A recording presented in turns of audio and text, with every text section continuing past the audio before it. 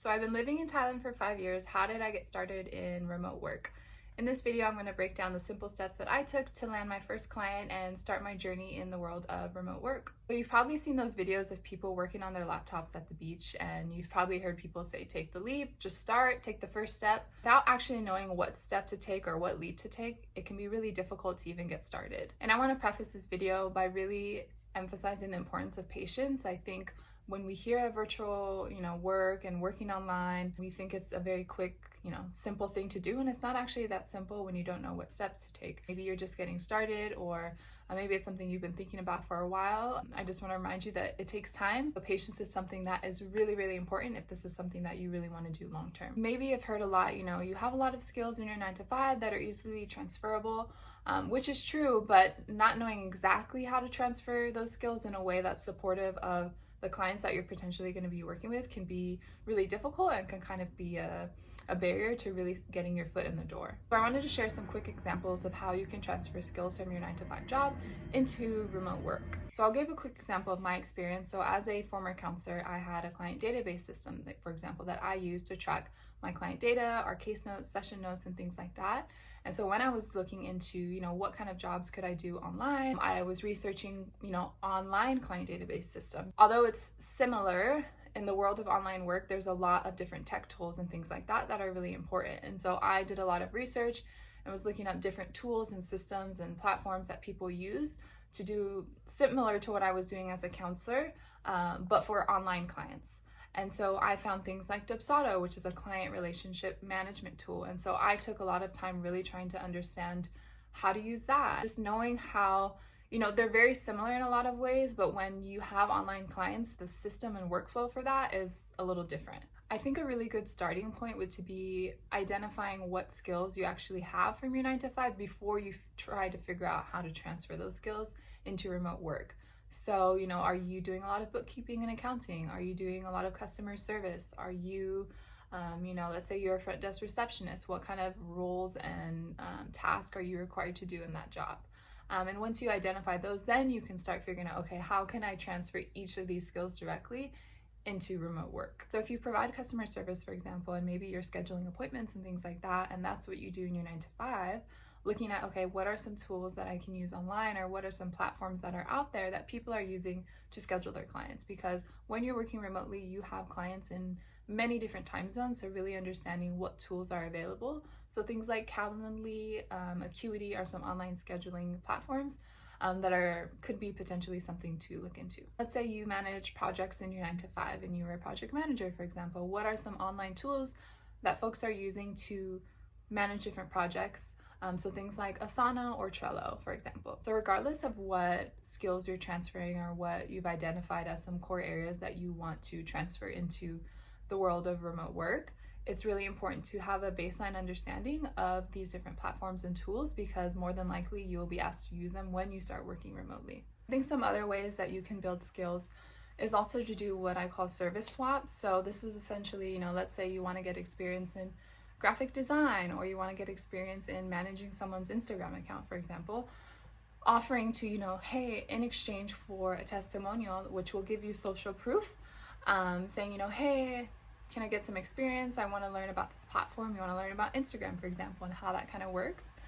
Offering, in exchange for a testimonial, I can do, a few hours a week just to kind of get some experience. And so that's another option. I'm not saying to do work for free nonstop, but this is a good starting point for someone who's really wanting to learn different skills and figure out what they like and what they don't like. And I want to highlight here that you do not need to be an expert in all of these different things. You just need to be one step ahead. And something that I recommend a lot is that you can offer, more general services at first, just to kind of get an idea of what you like and don't like. So for me, for example, social media managing is not necessarily something that I'm really interested in. But in the beginning, I wanted to get experience to see if it was something that I liked. And so without getting that experience in the beginning, I would have never figured that out. So really kind of seeing what works and what doesn't work, what feels good and what doesn't. And in my opinion, starting off as a virtual assistant is what we call it, I think is a really good starting point, because it's a more general umbrella term. There's obviously a lot of different nuances to what kind of tasks or what kind of roles you can take as a virtual assistant, but I think because it's broad, it really gives you the space to figure out what you like and what you don't like. Then from there, you can kind of niche down and say, okay, maybe this area, for example, social media, is not something I want to help with because I don't enjoy it. Or let's say, doing customer service, I absolutely hate it. So with the virtual assistant role, you can kind of get a general baseline of experience and then go from there. So we talked about learning about some different tools. We talked about doing service swaps, so offering some free services in the beginning in exchange for testimonials as social proof, and also starting as a virtual assistant and really having a broad baseline to figure out what you like. You can also Google, YouTube, there's Skillshare, there's a lot of other online tools that you can use for free to learn about different skills and tools as well. But it's not necessarily, you don't have to purchase a course. You can if you feel like that will help you. But it's not always necessary. There's YouTube. When I first started, I was watching YouTube for hours on end, learning about different things. In the beginning, I wanted to learn about graphic design and website design. And so I spent a few hours, every week learning about that. And so I think there are other options. Don't feel obligated to spend tons of money in the beginning when you're trying to figure things out. Google, YouTube, Coursera, they have, there's a lot of other options available. So just something to keep in mind as well. So now that you're building your skills and kind of getting that experience and figuring out what you like and what you don't like, where do you actually find clients? So I'm going to talk about Facebook groups because that's my experience and that's something that's been really helpful for me. And one of my favorite Facebook groups, this is actually where I found my first client, is called Virtual Assistant Savvies. It's a Facebook group and I can link it in the description. But in this group, what I did when I first started was I was just trying to connect and build relationships with people, networking. So, when people would ask questions in the group, I would try and answer them or provide value in some way without expecting anything in return. And I was also doing a lot of coffee chats. So, connecting with people without needing to pitch a service at the end or offer, hey, I can do this for you, just really building relationships with people.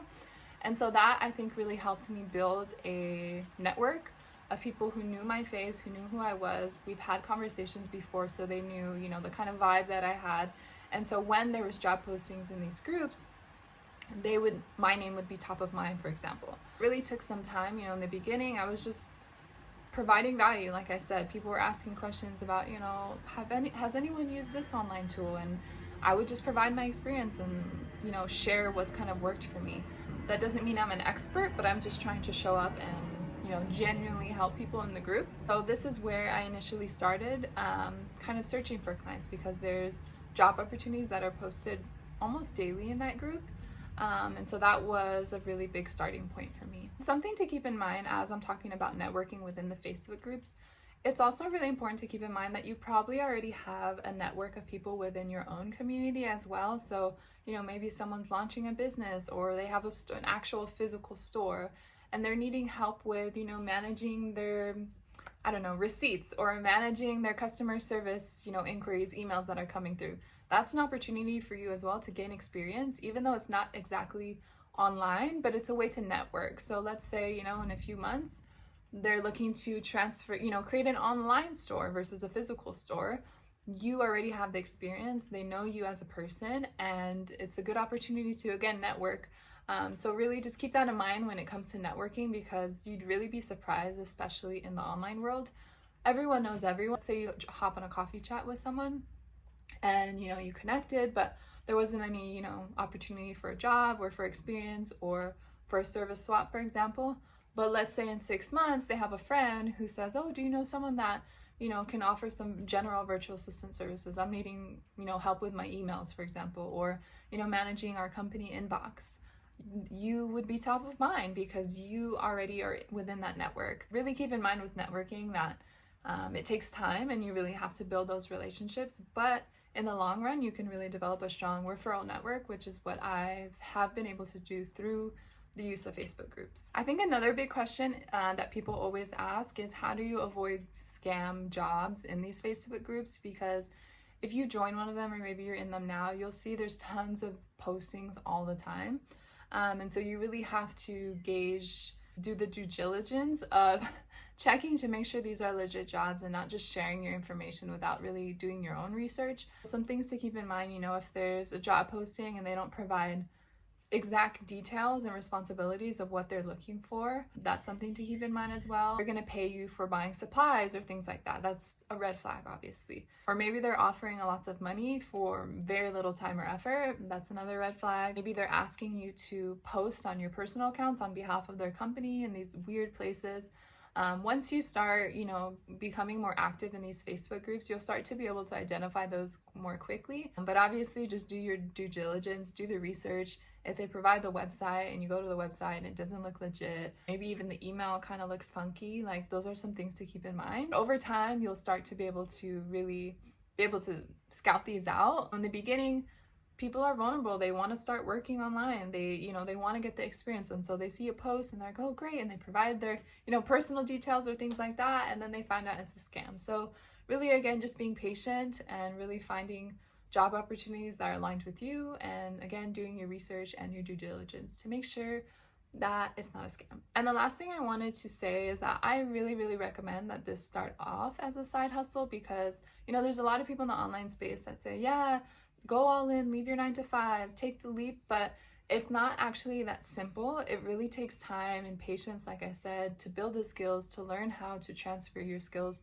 into the online world. It's a learning curve. And I think when you do things like, if you have the financial stability to do so, by all means do it. But I think it just puts a lot of unnecessary pressure on you to figure things out in such a short amount of time. I think if you started off as a side hustle, it gives you the space, okay, you have this, financial stability or whatever it is, the security of your job temporarily. View it just like that. Like this isn't going to be forever. It's just while you figure out the online world and figuring out how, to manage your skills and how to get going. I think it gives you the space to do that. And it's less stressful. Those were some of my tips to kind of kickstart your journey and get started in really learning how to build those skills, how to transfer the skills you already have. Like I said, it takes time, patience, and it's not an overnight quick thing that's going to happen. You really have to learn and build those skills. It's a learning curve. I think if you start at these points, networking,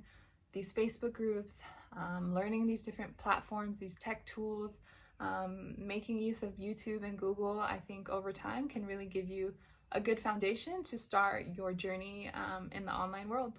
So that's all I have. Don't forget to subscribe, turn your notifications on for my videos that will be coming out once a week, and I'll see you in the next video.